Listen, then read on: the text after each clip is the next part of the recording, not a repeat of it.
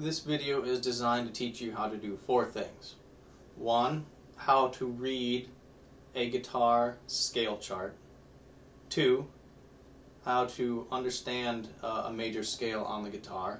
Three, how to make a major scale on one string.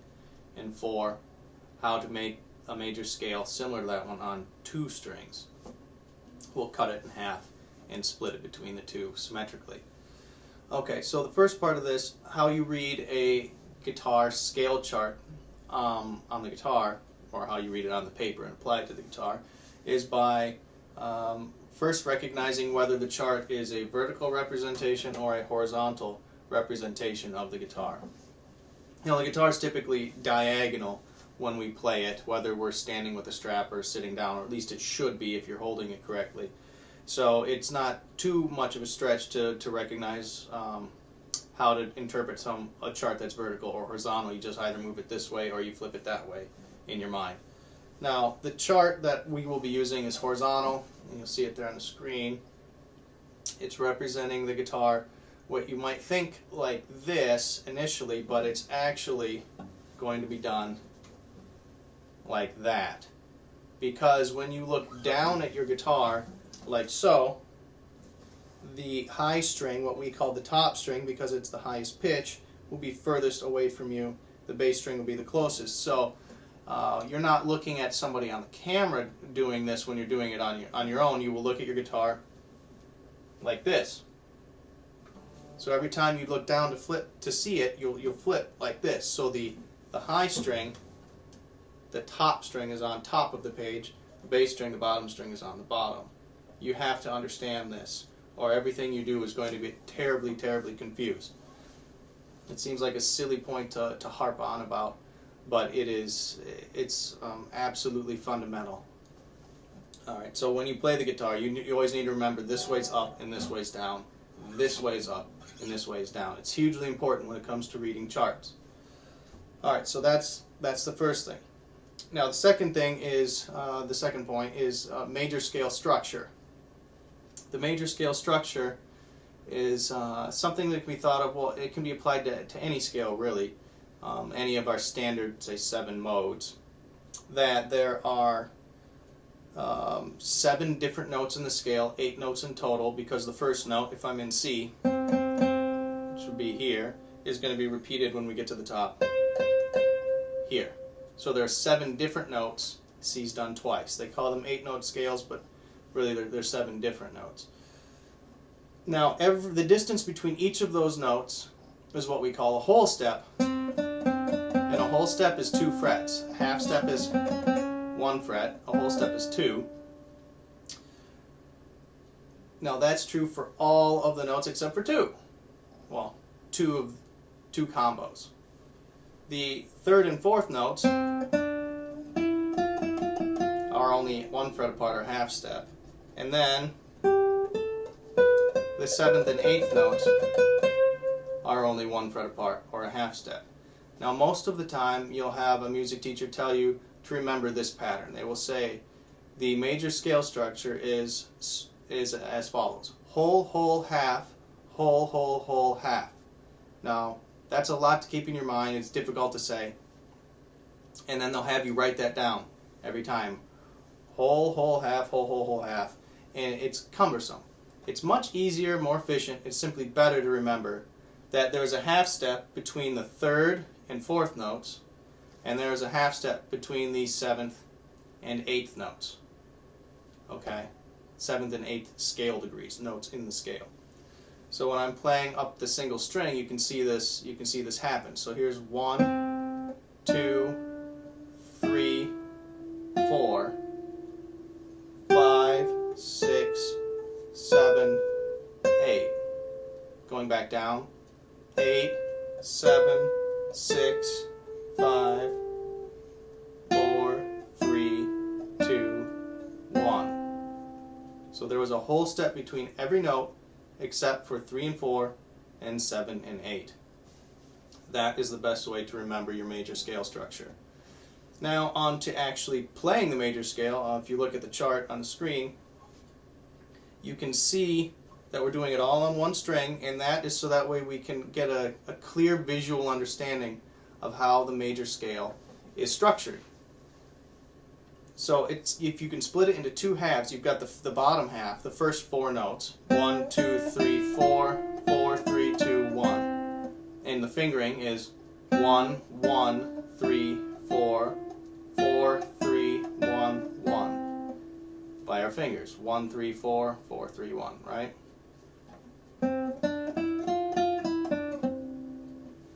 Now if we go to the top note, the 8th scale degree, which is also known as number 1, the 8 and 1 are the same, I can go down and up. 4, 3, 1, 1, 1, 1, 3, 4. It's the same as this.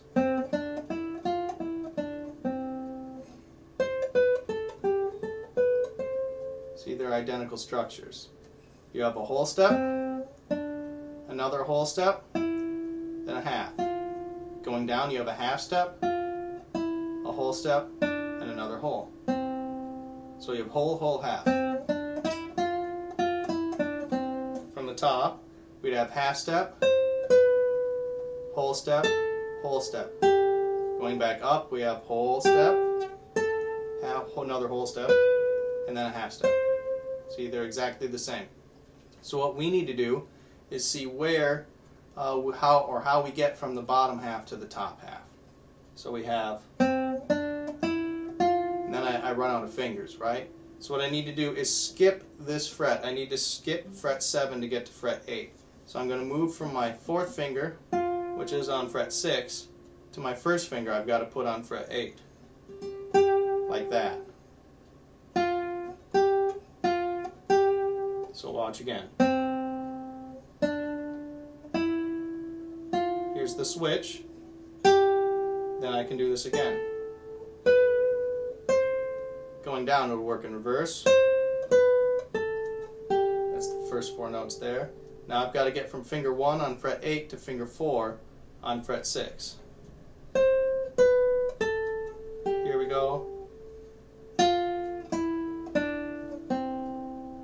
I'll do the whole thing again.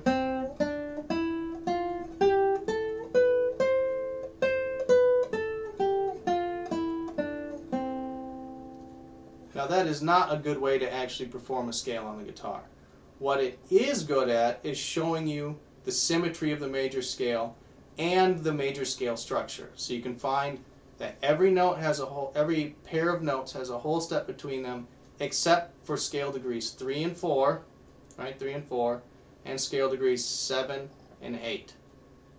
Okay, everything else is a whole step. So it's best to count 1, 2, 3, 4, 5, 6, 7, 8. All right. Now that takes care of how you play a major scale on one string, and that's a movable scale. See, I'm starting on a fretted note, so I could put that scale here or here, or over here, or over here. See, here's another C scale, but this would start on fret 3 of string 5. It'd be an octave lower. I can do the same thing. Watch. End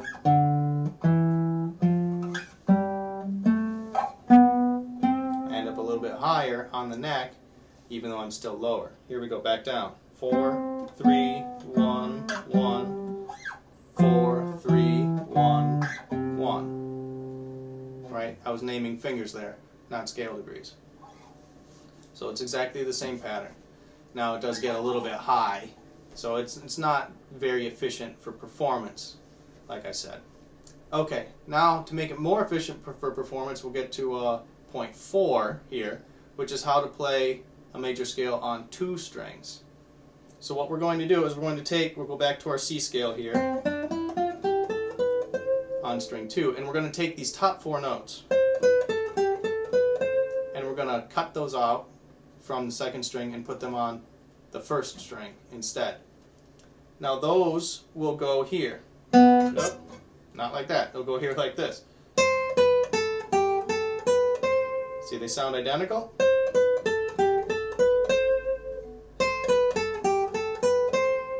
That's one of the marvels of guitar. We have the exact same notes on different strings.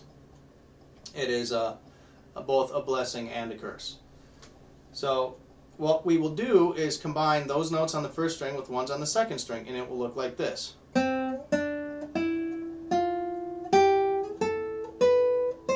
I'll go back down.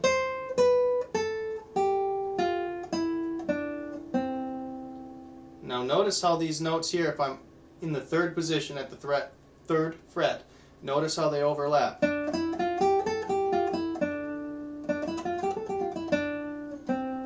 Alright, so I go from first position, fret 1 with finger 1, to third position, which is fret 3, finger 1. Then I finish out my other two fingers there, fingers 3 and 4, to get through the first 4 notes of the scale. Just like before on string 2, then I go straight across.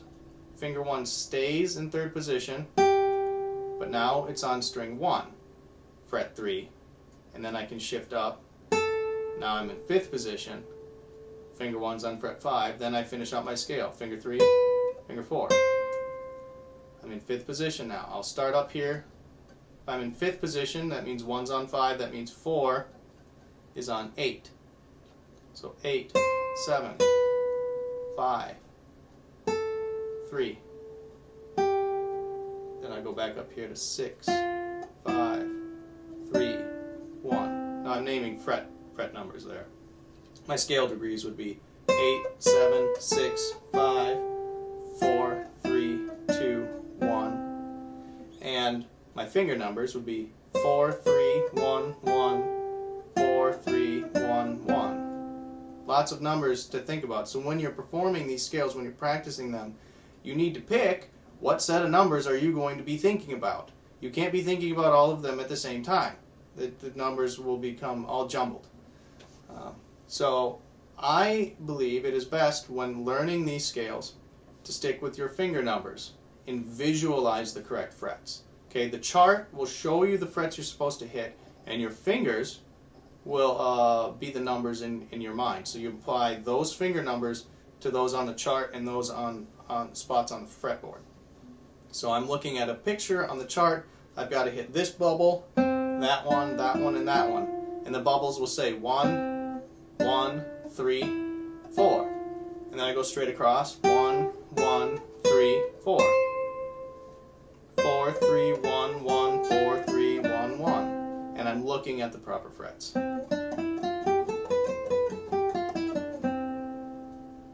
And the beauty of this style of scale is that the notes are straight across from each other.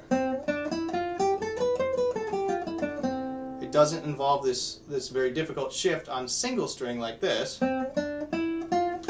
right? That's a very difficult shift. Instead of doing this, we do this. A lot easier than that, right?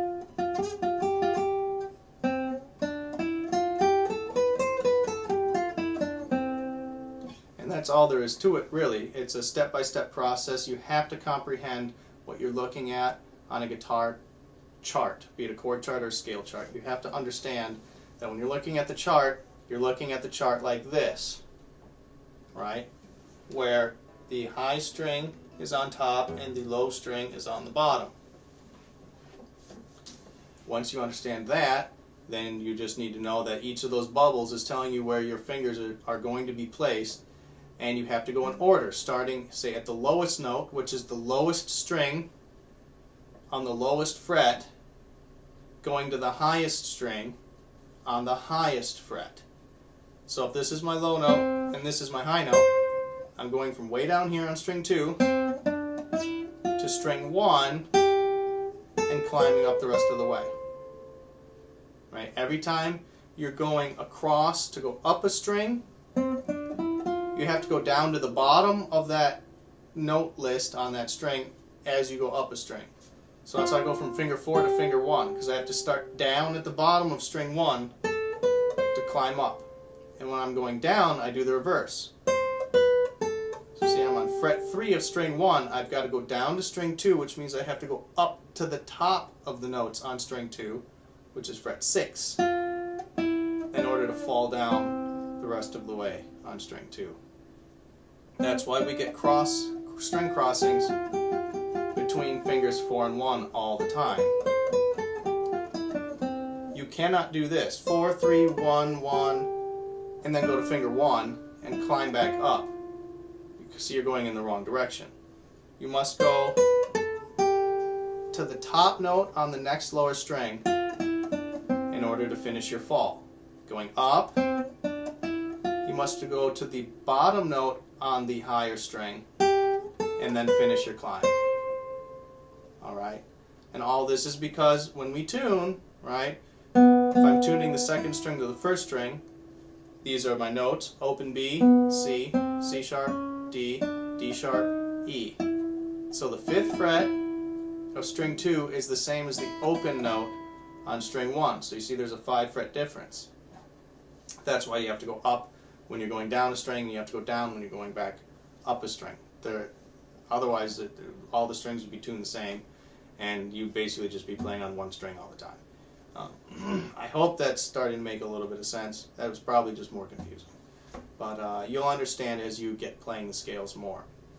And that's really all there is to it. So get to practicing, study those charts, study your guitar, and play. I recommend hitting each note more than once as you're initially learning. 4 times would be good. Like this. Give yourself time to think, time to get established on each note before you change, because this might not seem fast, but when you try doing it, it will be incredibly fast. So just play each note more times. Think. Every time you change notes, get re-established, then think about where's my next note. Established, what's the next one? Established, what's the next one? And there you go. Alright, happy practicing.